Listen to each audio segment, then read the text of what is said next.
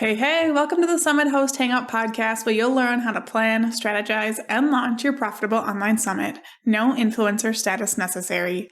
I'm your host, Krista from Summit in a Box, and as I'm recording this, I'm in the beginning stages of promoting my newest summit, Sell with a Summit Course Creator Edition. Now, conversion rates are something I'm asked about a lot, and they're also something I've been paying a ton of attention to over the past couple of days, so I thought it was the perfect time to finally record an episode to talk about it. So by the time this episode goes live, it will all be long over with, but it's the perfect time to record. So today in episode 91, we'll talk about which conversion rates to pay attention to in your summit, how to estimate what they'll be, analyzing what those numbers actually look like, and making improvements as needed. Now, before we dive in, I want to invite you to my free masterclass covering my 3-part framework to triple your monthly revenue with the virtual summit while building your list for free. In this class, we cover the secret to creating a plan you can actually follow to make your summit happen, even if your business is already too busy, how to host a profitable event and land expert speakers without a huge audience of your own, and how to use my 3-part profitable summit system to triple your monthly revenue and the size of your email list. And you can join us at summithosthangout.com/class. Now let's start by talking about which conversion rates to actually pay attention to for your virtual summit. And there are 2 main ones you want to look at, and there are a few others that people tend to ask about. So the first big one you want to pay attention to is the conversion rate for the number of people who actually see your registration page and then register. So you're looking at the number of people who hit your summit's registration page during the registration period, and then you're comparing that to the number of registrations. So that's the first number we're looking at. The second one we're going to look at is how many people actually decide to buy your All Access Pass. You're comparing number of registrations to the number of sales. Another one that you should pay attention to if you are launching something after your summit is the number of registrations versus the number of people who buy what you're selling afterwards. So if you're selling a course, a membership, some kind of service, kind of pay attention to what your conversion rate looks like as far as how many people register and then buy, and maybe even how many people purchase your All Access Pass and then choose to buy. I have never tracked this super closely because I have never done a formal launch after a summit, but for the summit I'm launching right now, that will happen. So I will have done that already by the time this episode rolls around. And I'm sure in episode 90, the one right before this, I will have kind of talked about that a little bit. There are a couple other numbers that people tend to ask me about. In my opinion, they are less important. I don't put a ton of stock in them, but you might also want to pay attention to them just from an engagement standpoint to see how you're doing as far as engaging your audience goes. And the first one of those is how many registrations you have versus the amount of people that actually join your Facebook group. So what does that proportion look like? How many people who are registered are engaging in your Facebook group? And then one other one is the amount of people who are actually watching videos versus the number of people who are registered. So those are a couple things that will tell you how engaged the audience is once they register for your event. So those are the ones you want to pay attention to. Now I want to go into how to estimate these conversion rates. So let's start with your registration page conversion rate. So you're comparing the number of people who hit your registration page to the number of people who actually register. Now, estimating any of these numbers is tough because the range can be so wide, but it really depends on how targeted your audience and your summit topic are. If you are hosting a broad summit for like all online business owners to help them grow their business, or creative entrepreneurs to help them make more money, something really broad like that, you are going to just see a much lower conversion rate. Personally, I like to see about 50% or higher. So as of right now, our current summit's registration page is converting at about 60%, which I'm definitely happy with. My other summit has had years that converted at over 75%. So 75% of the people who hit our registration page actually registered. Both of those numbers are really great. I'm definitely happy to see those. You're only going to see numbers like these if your summit is for a specific type of person and it's truly targeted to a problem they need solved. So when a summit is done well, but has an audience that's too wide or a topic that's not specific enough, you can see this registration page conversion rate be as low as 20%. So if you're looking for a number to start with, I want you to look at a couple things. So if your audience is truly narrowed down, and you're confident that you have a really specific problem that they need solved and you're communicating it well in their words, it's not just something general, you're not guessing, you can give yourself an estimate of about a 50% conversion rate and start with that. If it's more general, estimate more like 20 to 30% conversion rates, because that's probably what you're going to see. So that's where I want you to start your estimations. And then of course you can adjust as your promotion actually begins. So let's move on to how to estimate the number of people who register who will upgrade to your All Access Pass. Again, this is very dependent on how specific your audience and topic are. It also depends on how good your offer is and how well you're communicating the value of it. If you're just offering presentation replays, you're going to see a very low conversion rate. If you've created a more valuable offer with like live sessions, bonuses, all kinds of good stuff like that, you can expect it to be higher. So industry standard is about 3 to 5% conversion rate. So if you have a wide audience and you're just including presentation replays, that's where I want your estimation to be. If you have a wide audience and a better offer, a more robust and valuable offer, you can probably move that to 5 to 7%. If you have a super specific audience and a really great All Access Pass offer, you can estimate closer to 15%. That's what myself and my students tend to see. So estimate somewhere in there. If you have a really specific audience and topic, but you're just a little uncertain, put your estimation at 10% for now. I'd rather have you estimate on the low end of things and then like have a happy surprise once those sales start rolling in. So honestly, I would urge you not to, even if you're really confident, even if you're following my strategies to a T, maybe don't estimate yourself at 15%, bump it down to 10, start with that, and hopefully you can surprise yourself as you get going. So how to estimate the amount of people who register who will then move to your Facebook group or whatever community you have set up. You can put yourself around 30 to 50% here. This really depends on how comfortable people are with the platform you've chosen. So for example, my audience, they know how to use Facebook. They're on Facebook all the time anyways. So I have my community on Facebook. They're comfortable there. There's no hurdle. They don't have to create a new account. They know how to use it. So I can expect to see a little bit higher. Now, if I was using something like Mighty Networks, which I've seen people start to use, I would expect that to be much lower because people need to create a new account. They don't know how to use it. They might get in there and not even know what they're looking at and then decide not to come back. So estimate that around 30 to 50%. And also keep in mind that will increase as your summit draws closer and more things start happening in the group. So if you're saying, hey, our live kickoff call is happening tomorrow in the Facebook group, that's automatically going to catch the attention of people who haven't joined yet. So don't worry too much if that number is looking a little low during your registration period. Last number I want to help you estimate is live video views.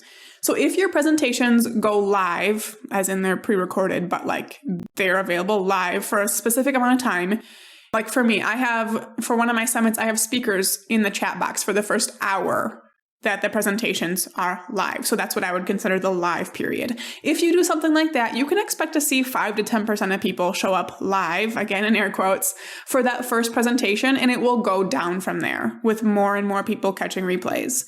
If you are like releasing a whole bunch of presentations at the same time each day, you'd expect that number to be even lower, and there's no reason for them to come right when presentations are available. So I would expect that number to be really low too.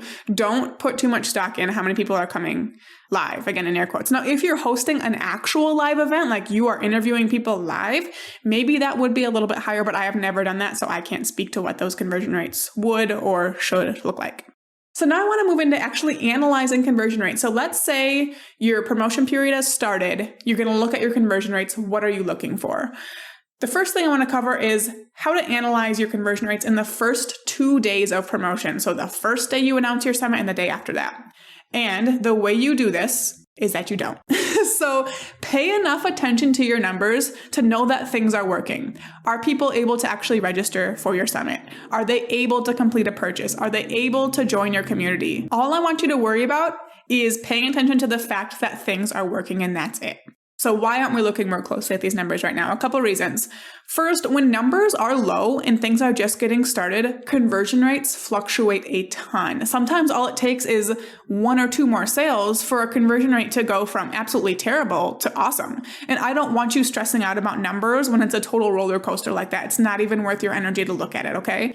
At the very least, if you can't make yourself wait a full couple days to look at conversion rates, at least wait until you have 100 people registered before you put too much stock in anything. For the summit I'm promoting, as I'm recording this, I didn't even look at my conversion rates until 2 full days had passed. It was the 3rd day of promotion before I looked at them at all. I knew that people were able to register. I knew that they were being tagged correctly, that they were getting the emails they were supposed to afterwards. I looked in our email marketing platform to make sure. I knew that sales were coming in. I had sale notifications set up in Zapier. I wasn't counting them or anything like that, but I was seeing that those notifications were coming through. No one was complaining about having issues in our inbox, so I knew that that was at least working. I knew that people were joining the Facebook group. We were going in there, chatting with them, approving new members, things like that. And that's all I needed for those first couple days. I did not even look at conversion rates because, like I said before, it's not worth stressing yourself out in those early stages. Okay, so let's say those first couple days are done, and now it's like day 3 of your own promotion. This is when I recommend taking a closer look at your numbers for the first time. Okay, you don't want to wait too long because you want to make changes to improve things if that's needed, but you just don't want to look too early. So if you're a Summit in a Box student, we actually have a spreadsheet that calculates conversion rates for you and tells you if it's good, okay, or if it's like, you need to go make some changes. So if you search for conversion rate calculator inside of Summit in a Box, you'll find that. But let's start by looking at registrations more closely. So to calculate your registration page conversion rate, you're going to take the number of registrations you have, so the number of people registered for your summit, divided by the number of people who have viewed your summit's landing page. Again, a good conversion rate is going to depend on how specific you got. In general, below 30 is definitely worth making some changes. It is worth your time to focus on that. If you're between 30 and 45% conversion rate, again, it's worth making changes if you have time, but it's not terrible. And if you're above 45%, that's looking good. I'd be happy with that. As for All Access Pass conversion rates, you calculate this by taking the number of sales you have divided by the number of people registered for your event. This, again, is going to depend on your offer and your audience and how good those things are. But generally speaking, below 7 or 8%, it's worth making some changes because you can do better than that. I've had students that have doubled or tripled those numbers, so I know you can do better. 8 to 11% is considered pretty good, but you can make some tweaks if you have time, play around with copy, play around with how you have things positioned or how you're highlighting the value of things. And if you're above a 12% conversion rate, that is solid. That's very, very good, especially early on in your promotion. So as for community conversion rates, like I said before, this is going to start off super low. And when I say this, I'm meaning the number of people who register and then move over to your free community for the summit. Do not worry about this early on. And like I said, this number is going to increase as your summit gets closer, and as things start up in there that people don't want to miss. Know that all of these numbers are going to fluctuate. They're going to be at their highest point when it's just you promoting. When you are promoting to your people, your conversion rate will be highest because they know you, they trust you, they like what you have to offer, and your message speaks to them. Once your speakers start, these numbers are going to go down, okay? Just expect that. They will go down. They'll take a pretty drastic dip. And from there, they'll continue to rise until your summit's over and the cart closes. And that's because people who decided not to upgrade right when they registered might upgrade before a price increase, might upgrade before the cart closes. They might upgrade when, you post something in your community that they like and, you start to gain their trust. They'll decide to upgrade. So you'll see the conversion rates start to rise after that. So that's what to expect with conversion rates. The last thing I want to talk about is how to improve your conversion rates. Just know first that it is impossible for me to know all situations, but I'll go over the things that I see my students inside of Summit in a Box needing to change the most often. So let's start with the registration page. The top of your registration page needs to pull in the people your summit is for. You need to have the name of your summit, a tagline that tells them exactly why they'll want to pay attention to your summit and who it's for, and you need to have the dates. You need to hit on very specific pain points and benefits throughout the page. Do not say, this summit will improve your life. What does that even mean? How will it improve their life? Get specific. Don't say you're going to grow your business. Again, what does that mean? That means nothing. Get so much more specific than that, okay? Give exact examples of what people will see. Like, for example, I just did a registration page review for a student who was talking about people with chronic pain type things. And, it wasn't, the registration page shouldn't say things like feel better, improve your life. It's live with less pain, be able to play with your children. Really specific things are what you want to hit on your registration page. That's going to make it so much more powerful. Also, make sure that the page is visually appealing. I wish I could say that design doesn't matter, but it does. If people go to a page that is not professionally done or does not look at least semi well done, they won't register because they'll think that the rest of the event is going to be up to that standard. They won't like think it purposely. That's just the vibe they're going to get from it. So your page needs to be visually appealing. If design is not your strong suit, it is worth pulling someone in to help you at least get your registration and sales pages right. There are a lot of people that will do like day rate projects for that kind of thing these days, take care of it for you in a day. If you go to summitonabox.co/resources, we have a few people listed that we recommend working with as well. Let's move on to your All Access Pass conversion rate. So if you need to improve that conversion rate, it's all going to be the sales page and the offer. So the first thing, if you do not have a limited time offer that people can get right after they register for like 20 minutes, add that, okay? I usually do for 20 minutes after registration, they can get the All Access Pass for 50% off. And that works really well, okay? That at least will make them read the page for the first time, if not purchase, okay? You also want to make sure that the offer is really clear from the very top of the website. So for example, you could say something like, you've got your free ticket, watch the video below to see what's next and how to save 50% on $3,000 in bonuses for the next 20 minutes. It's clear, they know there's a time limit, and they know they're getting a really awesome deal. That's at least worth looking at, right? Even if they don't buy, now that offer is in their mind. I also want you to make sure any discounts you're offering or the difference between the value and the price are so clear throughout the page. If you're offering a discount, wherever you mention the price, have the full price crossed out next to the sale price. So for example, maybe it's get the All Access Pass for $97 crossed out $47, make it really clear that they're getting a good deal. Again, here you want to hit on the benefits. When it comes to the benefits of your All Access Pass, do not spend too much time highlighting the benefit of being able to watch presentations over and over or for however long that they want. Like, people don't care about that too much. Hit on other benefits of your All Access Pass and show off those bonuses. I really hate to see when bonuses are like hidden on the page or just listed in a bulleted list. Show off those bonuses. We're going to get into that in an episode coming up. In the next couple episodes, we'll go over some All Access Pass sales page tips, and I'll get into that a little bit more. But those are the biggest things to look at when you're trying to increase the conversion rate of your All Access Pass. So overall, expected conversion rates are really wide ranging, and it comes down to how specific you got with your summit. From the audience to the topic to the presentations to what the benefits are for these people.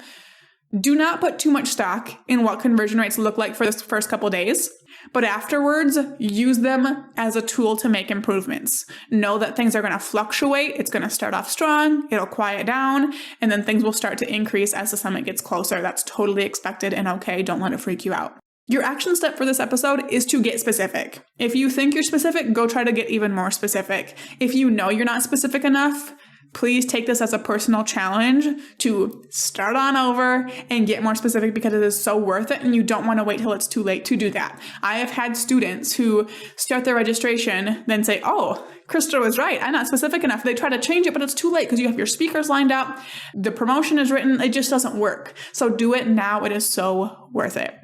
Thank you so much for tuning into this episode. For show notes and resources mentioned, head to summitHostHangout.com/091. In the next episode, we'll be chatting about preparing your presentation pages, so be sure to tune in for that. In today's episode, we made a lot of generalizations about conversion rates, and like you heard, myself and my students tend to see 15% or higher conversion rates, while industry standard is closer to 5%. To learn more about how to do that for yourself, remember to check out my free masterclass covering the 3-part framework to triple your monthly revenue with a virtual summit while building your list for free. Join us at summitHostHangout.com/class. Now go out and take action to plan, strategize, and launch your profitable online summit.